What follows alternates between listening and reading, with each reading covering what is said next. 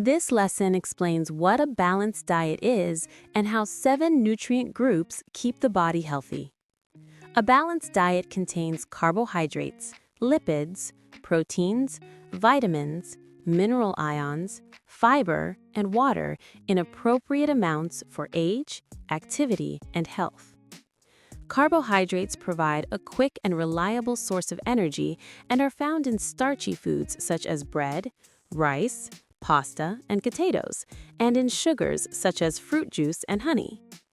Lipids act as a concentrated energy store, form cell membranes, and provide insulation and protection, and are found in oils, butter, cheese, nuts, seeds, avocado, and oily fish.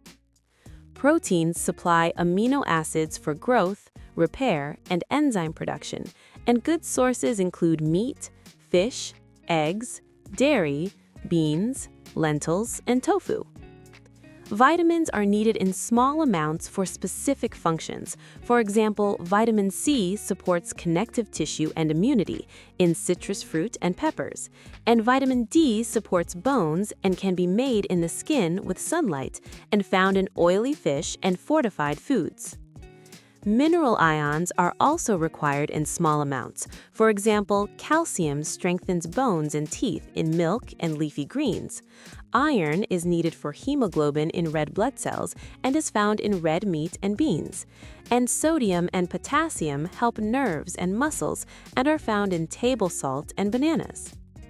Fiber from plant cell walls adds bulk to food, helps peristalsis, and supports a healthy gut microbiome and is supplied by whole grain bread, brown rice, oats, fruit, vegetables, and beans.